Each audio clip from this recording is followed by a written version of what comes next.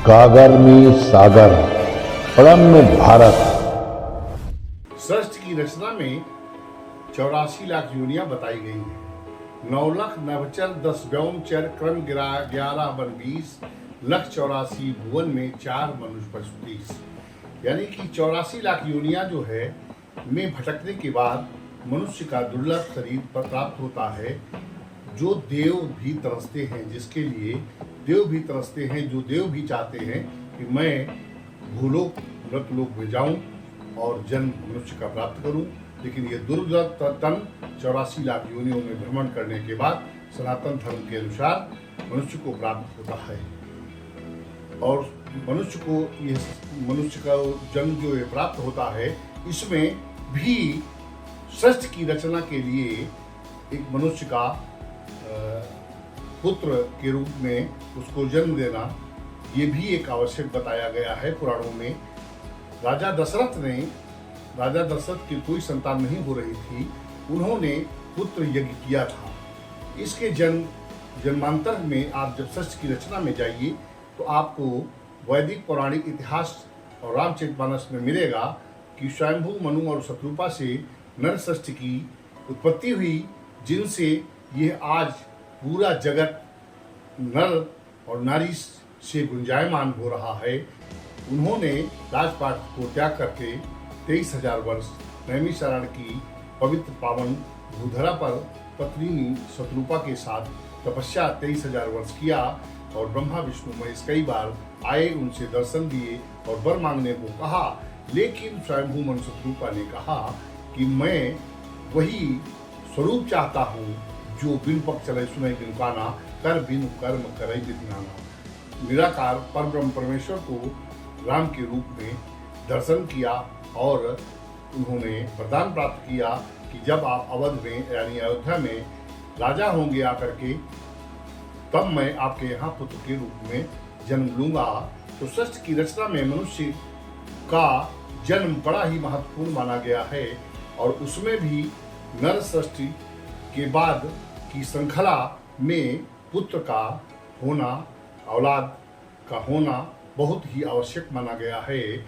हमारे सनातन धर्म में नारी यत्र पूजते रमन्ते तत्र देवता कहा गया है। नारी जन्म से ही देवी का स्वरूप मानी जाती है और उसकी पूजा की जाती है। नारी सती भी होती हैं, नर कभी भी सती नहीं हो सकता। नर अपने तप बल के बल पर, अध्यात्म के बल पर, त्याग के बल पर अपना मुकाम समाज में यश कीर्ति वैभव और देव तुल्य गुरु सदगुरु आदि के रूप में पूजित हो सकता है। लेकिन नारी जन्मजात से ही, नारी यत्र पूजते रमन्ते तत्र देवता, वो पूजी जन्मजात से ही है। और सनातन धर्म में कहा गया है कि प्रत्येक मनुष्य के एक पुत्र का होना बहुत ही आवश्यक माना जाता है। पुण्नाम नरकात् त्रायते इत पुत्रः, यानी कि पुत्र नरक से पिता को तारण कराता है।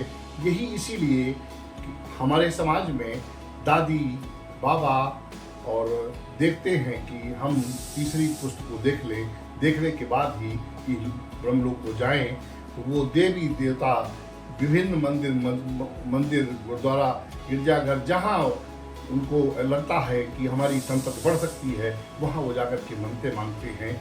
आज उसी श्रृंखला में परमात्मा प्रभु राम की असीम कृपा से हमारे नाती का जन्म हुआ है। बहुत ही गदगद हूँ, आश्वस्त हूँ। और ये संतति हमारे संधि श्री उपनिरीक्षक श्री श्रद्धेय पूजनी R.K. शुक्ल जी की संतति है, उनका पोता है। उनकी वंशवेल को बढ़ाए, यश कीर्ति को प्राप्त करे और ब्रह्मणत्व को के बल पर इस समाज में एक कीर्ति अपनी पताका फहराए। यही नाना का आशीर्वाद है। मेरा आशीर्वाद है कि उनकी संतति को बढ़ाए, यश कीर्ति को प्राप्त करे, चिरंजीवी हो और यश को प्राप्त करे।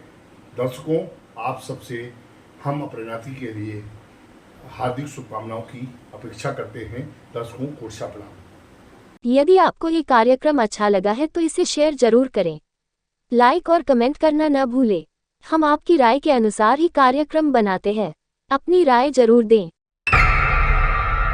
प्रलम्ब भारत चैनल को सब्सक्राइब कर बेल आइकन का बटन जरूर दबा दें।